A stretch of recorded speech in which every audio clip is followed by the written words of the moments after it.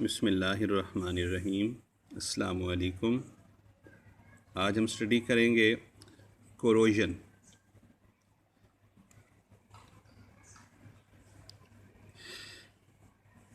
एक ऐसा अमल है जिसमें सराउंडिंग मीडियम के बायस इसके एक्शन की वजह से मेटल या मेटल्स में केमिकल डीके होता है।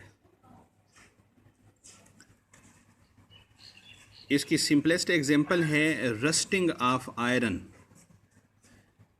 यानी लोहे को जंग लगना। इसकी दो वजूहात हैं। एक तो ये एटमॉस्फेयर की गैसेस के बायस होता है और दूसरा मॉइस्चर यानी वाटर के बायस होता है। गैसेस जैसे ऑक्सीजन है, hydrogen sulphide, sulphur dioxide etcetera,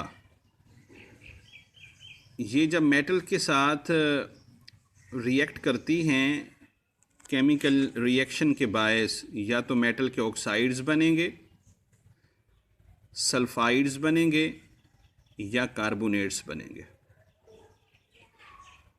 बाज़-औक़ात ये कोरोजन फ़ायदामंद होती है।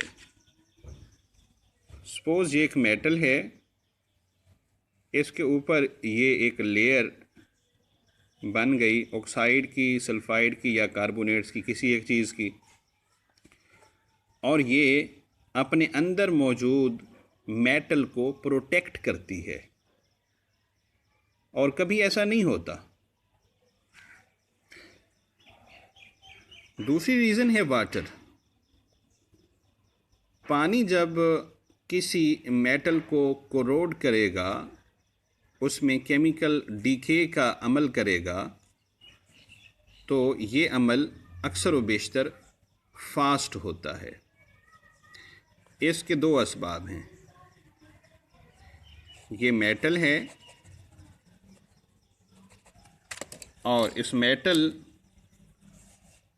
तक जब वाटर अप्रोच करेगा तो ये इसके अंदर पेनिट्रेट हो सकता है, यानी इसके अंदर के जो एटम्स हैं उनको भी कोरोड करता है। और दूसरी रीज़न ये है, पहली रीज़न तो ये होगी पेनिट्रेशन, दूसरी ये है कि इसमें इलेक्ट्रोकेमिकल प्रोसेस डेवलप करता है और उसको एनहांस करता है। इलेक्ट्रोकेमिकल प्रोसेस की वजह से कोरोजन का अमल बहुत तेज़ हो जाता है।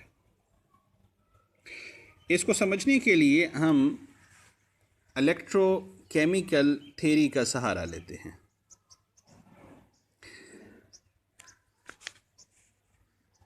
जब दो मेटल्स आपस में इन कांटेक्ट होंगी, फ़र्ज़ करते हैं ये एल्युमिनियम है और इसके ऊपर कापर की तह चढ़ा दी गई है, या कापर मेटल है और उसके ऊपर एल्युमिनियम की तह चढ़ा दी गई है।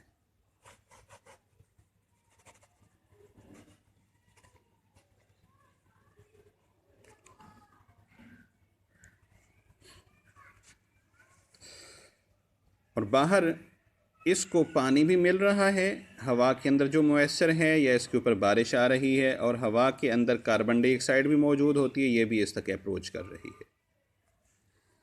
चैप्टर नंबर 8 फर्स्ट ईयर में आप डिटेल से स्टडी कर चुके हैं कि वाटर सेल्फ आयोनाइज होने की सलाहियत रखता है। ये हाइड्रोजन आयन और हाइड्रोक्सिल आयन बनाएगा। वाटर कार्बन डाइऑक्साइड के साथ मिलकर कार्बोनिक एसिड बनाता है, और कार्बोनिक एसिड वीक एसिड है, ये भी लिटिल बिट आयोनाइज होता है हाइड्रोजन आयन में और बाइकार्बोनेट आयन में। अब हमें तीन किस्म के आयन्स अवेलेबल हो गए, हाइड्रोजन आयन, हाइड्रोक्सिल आयन, ये की चीज़ है, और बाइकार्बोनेट्स हैं। अलगरज वाटर और कार्बन डाइऑक्साइड मिलके ये आयन्स देते हैं, और ये इलेक्ट्रोलाइट का काम करते हैं। एल्यूमिनियम और कॉपर में से एक एनोड का काम करेगी। अगर ये डैमेज हो गई तो किसी जगह से ये सरफेस अगर डैमेज हो जाती है तो ये उस सरफेस के ज़रिए से दोनों मेटल्स के साथ इन कांटेक्ट हो जाएंगी और इनमें से एक एनोड यानी एल्यूमिनियम एनोड का काम करेगी, कॉपर कैथोड का काम करेगी और ये बाहर की फ़ज़ा से, एटमॉस्फेयर से इनको इन आइंस की शक्ल में जो केमिकल्स मुयस्सर आए ये इलेक्ट्रोलाइट का काम करेंगे।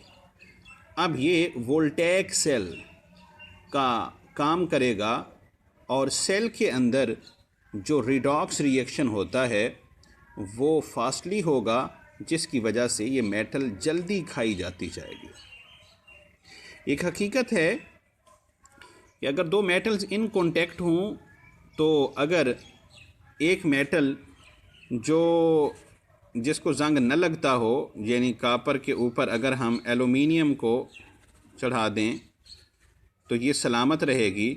हाँ, अगर किसी वजह से ये चीज़ डैमेज हो जाए तो अब एक मेटल को इतनी फास्टली कोरोड किया जाएगा एटमॉस्फेयर के एक्शन की वजह से, या एटमॉस्फेरिक एक्शन इसको इतना जल्दी कोरोड करेगा, इसको जंग लगाएगा कि अगर वो मेटल अकेली होती तो इसके जंग लगने का अमल इतना फास्ट ना होता। आप ये डायग्राम मुलाहजा करें, ये एल्यूमिनियम है और ये कॉपर है, इन कांटेक्ट हैं, एक दूसरे से जुड़े हुए हैं। ये एल्यूमिनियम कॉपर के ऊपर ये लेयर इसकी थी जिसकी वजह से यहाँ से ये डैमेज हो गई, इस जगह से भी डैमेज हो गई। अब यहाँ तक पहुँच सकते हैं hydrogen ion, hydroxyl ion, carbonates ions. तो एल्यूमिनियम सबसे पहले ये ऑक्सीडाइज होगी, ये एल्यूमिनियम की ऑक्सीडेशन का अमल है। इसके वैलेंस शेल से 3 इलेक्ट्रॉन निकल जाएंगे और ये 3 इलेक्ट्रॉन कहाँ जाएंगे? कॉपर के पास, और कॉपर यहाँ पे कैथोड का काम करेगी। एल्यूमिनियम चूँकि ऑक्सीडाइज हो रही है लिहाजा ऑक्सीडेशन का अमल एनोड पे होता है, एल्यूमिनियम एनोड का काम करेगी। ये इलेक्ट्रॉन्स यहाँ से मूव करते हुए जाएंगे कॉपर के पास, और कॉपर के ऊपर जो हाइड्रोजन आयन मौजूद हैं जो वाटर से और कार्बोनिक एसिड से आए हैं ये रिड्यूस होंगे। ये रिडक्शन का अमल है। इलेक्ट्रॉन और हाइड्रोजन आयन H2 प्रोड्यूस होगी कैथोड पे यानी कॉपर पे, और एल्यूमिनियम +3 जो बना था जो ये हाइड्रोक्सिल आयन के साथ मिलके एल्यूमिनियम हाइड्रो ऑक्साइड आयन बनाएगा। क्वेश्चन पैदा होता है कि ऑक्सीडेशन एल्यूमिनियम पे ही क्यों हो रही है और रिडक्शन जो है वो कॉपर पे क्यों हो रही है, और इसमें कॉपर इटसेल्फ क्यों रिड्यूस नहीं हो रहा? तो जवाब इसका ये है कि इलेक्ट्रोकेमिकल सीरीज़ में एल्यूमिनियम ऊपर होती है और कॉपर नीचे होती है। Chapter number 10 first year chemistry आप अपने सामने रखेंगे, ये चीज़ आपको वाज़ेह हो जाएगी। ये उसूल आप लोगों ने ऑलरेडी स्टडी किए हुए हैं। इसलिए जो मेटल ऊपर है वो एक्टिव मेटल होगी और वही एनोड का काम करेगी। ऐसे ये उसूल भी वज़ा होता है कि जब भी दो मेटल इन कॉन्टेक्ट हों और अगर उनकी सरफेस डैमेज हो जाए और बाहर के एटमॉस्फेयर के जो हाइड्रोजन आयन हैं, हाइड्रोक्सिल आयन हैं, oxide, sulphide, carbonates, bicarbonate etcetera ये दोनों तक अप्रोच कर सकें तो इलेक्ट्रोकेमिकल सेल जो डेवलप होता है इसमें जो मेटल ऊपर होगी वही एनोड का काम करेगी और जो मेटल नीचे होगी वो कैथोड का काम करेगी। सालाना लोहा जितना इंडस्ट्रीज़ के अंदर साफ़ किया जाता है, प्रोड्यूस किया जाता है, उसका 1/4 हिस्सा जंग आलूद हो जाता है, यानी ज़ाय हो जाता है सालाना। लिहाजा लोहे को जंग से बचाने के लिए या अदर मेटल्स जो जल्दी कोरोड होती हैं इनको जंग से बचाने के लिए कुछ प्रिवेंशंस भी हैं, यानी उनके ऊपर ऑयल लगा दें, पेंट कर दें, उनको वार्निश कर दें या उनकी एनेमलिंग कर दें, जिसके बायस एटमॉस्फेरिक एक्शन इन तक नहीं हो सकेगा क्योंकि मेटल तक आइंस पहुंच ही नहीं सकेंगे H पॉजिटिव की शक्ल में, हाइड्रोक्सिल आयन की शक्ल में एट्सेट्रा। या एलाइंग कर दें, जैसे स्टील है, ब्रास है, ब्रोंज है, मेटल्स को मिक्स कर दिया जिसके बायस वो जंग से बची रहेंगी। इलेक्ट्रोप्लेटिंग कर दें, एक मेटल के ऊपर दूसरी मेटल की तह चढ़ा दें। इलेक्ट्रोप्लेटिंग की दो एग्जांपल यहाँ पर हम स्टडी करेंगे, जिनमें से फर्स्ट है टिन प्लेटिंग। इसको हम कैथोड कोटिंग भी कहते हैं। आयरन हमारे पास मेटल है जिसके ऊपर हम यहाँ पर टिन की तह चढ़ा देते हैं। टिन SN इसकी सिंबल है कली। कली को चूंकि जंग नहीं लगता और ये आयरन को प्रोटेक्ट करेगी। हाँ, अगर किसी वजह से इसका थोड़ा या ज़्यादा हिस्सा अगर डैमेज हो जाए, अब एटमॉस्फेयर की चीज़ें यहाँ तक अप्रोच करने लगेंगी। अब ये दोनों मेटल के साथ डायरेक्ट एटमॉस्फेयर इन कांटेक्ट है, वाटर भी और कार्बन डाइऑक्साइड भी। इस वक्त आयरन एनोड का काम करेगी और टिन कैथोड का काम करेगी। चूंकि आयरन इलेक्ट्रोकेमिकल सीरीज में टिन से ऊपर है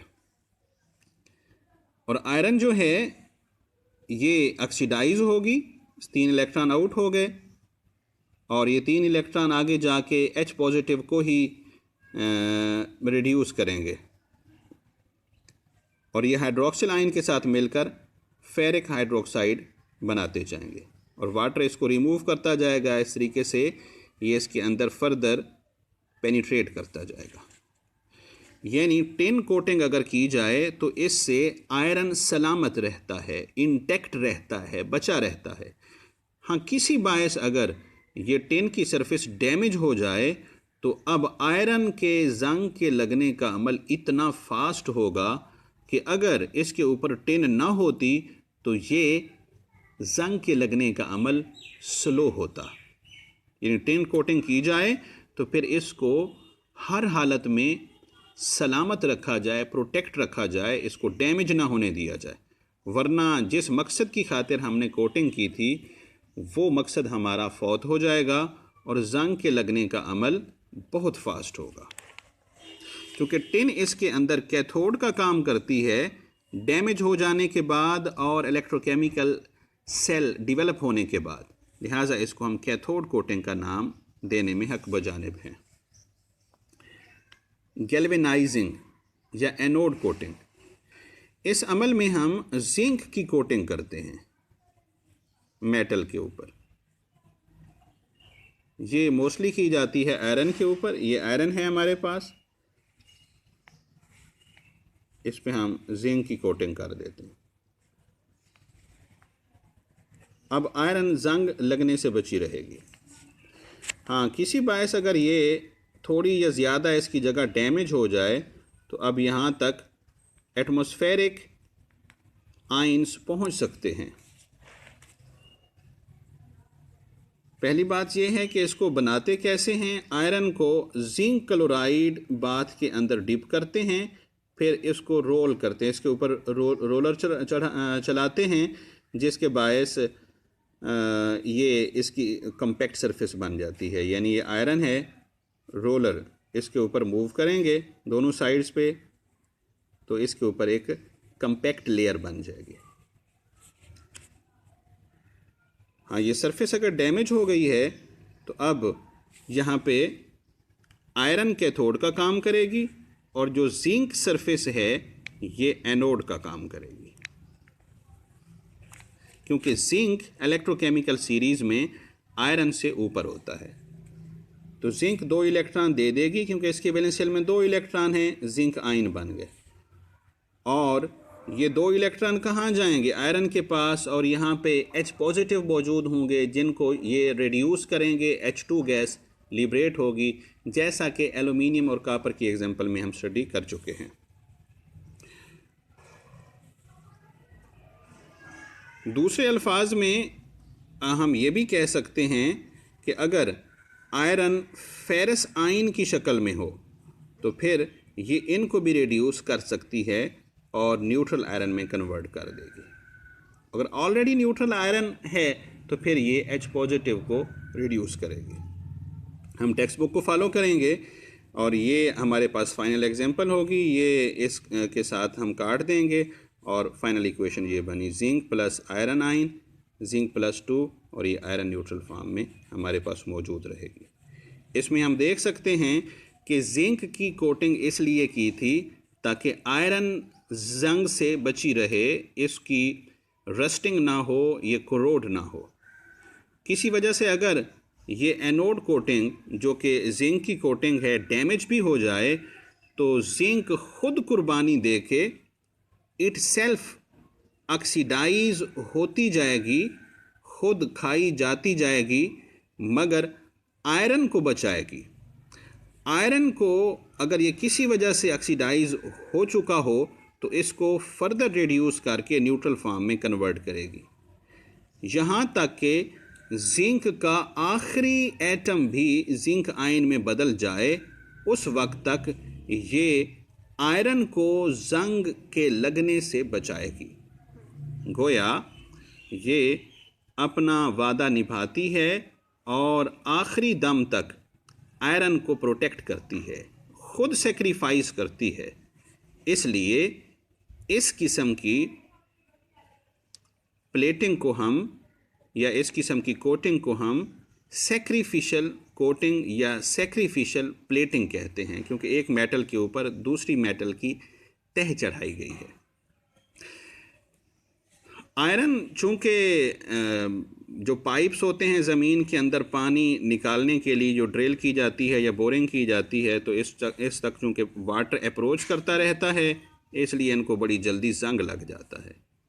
इसलिए ऐसा किया जाता है कि इन पाइप्स को गैल्वेनाइज कर दिया जाता है, यानी इनके ऊपर जिंक की तह चढ़ा दी जाती है हर तरफ, लिहाजा इनको अब जंग नहीं लगेगा। अल्लाह हाफिज़, थैंक यू जी।